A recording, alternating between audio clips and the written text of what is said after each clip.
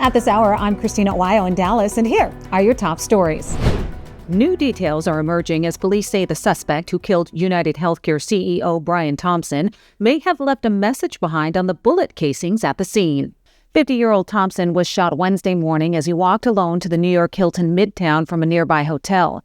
Video surveillance shows the moment of the shooting that police are calling a brazen, targeted attack. Police sources told the New York Post that the words deny, depose, and defend were written on the casings and live rounds that were left at the scene after the shooting. Police believe the killer was trying to leave a message as just one word was written on each bullet and each casing. According to a witness, the suspect waited all night for Thompson to arrive at the hotel, and Thompson's wife said her husband was being threatened before his death. Senator Josh Hawley is sending out a warning to Joe Biden's Department of Justice and the FBI, saying they better not delete a single file and that accountability is coming.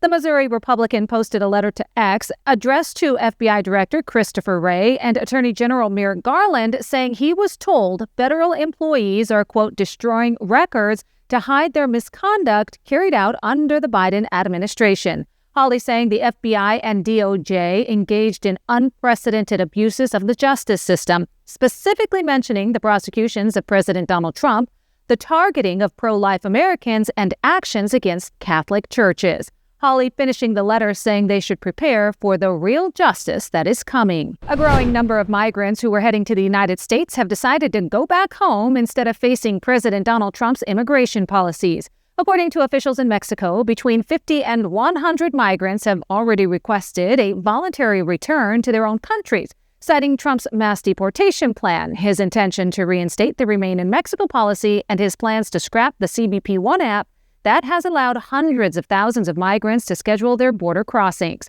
However, others saying they're still coming, hoping that they can get across the border and disappear into the country. 2 migrant caravans were broken up by Mexican authorities shortly after Trump threatened to enact 25% tariffs on the country if they didn't do more to secure the border. Mexican soldiers and Marines have seized more than 1 ton of fentanyl pills in a pair of raids that officials are calling the largest amount of fentanyl seized in the country's history. The raids came after a drastic drop in fentanyl seizures in Mexico earlier this year and days after President Donald Trump threatened to impose 25% tariffs on products from Canada and Mexico unless they crack down on the flow of migrants and drugs across the borders.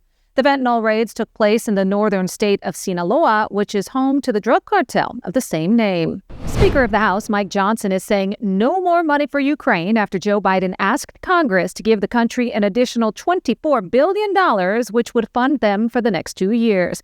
Instead, Johnson saying any additional funding would be decided by President Donald Trump. Listen. I'm not planning to do that. There are developments by the hour in Ukraine.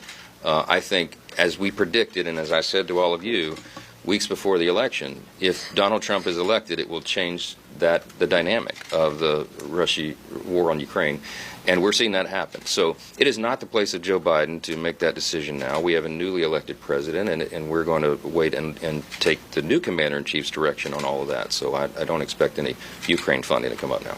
It appears as though the Supreme Court is likely to uphold a ban on sex changes for minors after hearing 2.5 hours of tense oral arguments over a challenge to a Tennessee law. About half the states in the nation have similar bans in the books. 2 conservative justices, Clarence Thomas and Samuel Alito, are very unlikely to oppose the bans, while the 3 key conservative votes will come from Chief Justice John Roberts and Justices Amy Coney Barrett and Brett Kavanaugh, who all seem to be on Tennessee's side. Ask in particular about one thing. If you prevail here on the standard of review, what would that mean for women's and girls' sports? Can you explain how intermediate scrutiny would apply to women's sports? The first court arguments over whether Missouri's sweeping abortion restrictions will fall under a new constitutional amendment has begun. Planned Parenthood is squaring off against the state's Republican Attorney General in a Kansas City circuit court. Abortion rights supporters want a court order declaring the state's abortion ban and other abortion restrictions unconstitutional. That's after voters last month approved an amendment enshrining abortion rights in the state constitution. The amendment takes effect today. GOP Attorney General Andrew Bailey agrees most abortions will be legalized under the amendment, but his office argues other laws regulating abortion providers should be allowed. President Joe Biden appeared to fall asleep during an African summit in Lobito, Angola, and it was caught on video. Biden was at a table with multiple officials from different African countries when he's seen closing his eyes and putting his hand over his face while the vice president of Tanzania was speaking. Biden's eyes stayed closed for more than a minute before he came to and made remarks at the summit. After the incident, Sleepy Joe started trending on X, with many saying Biden is an embarrassment to the country. That's what you need to know at this hour. In Dallas, Christina Aguayo, Salem News Channel.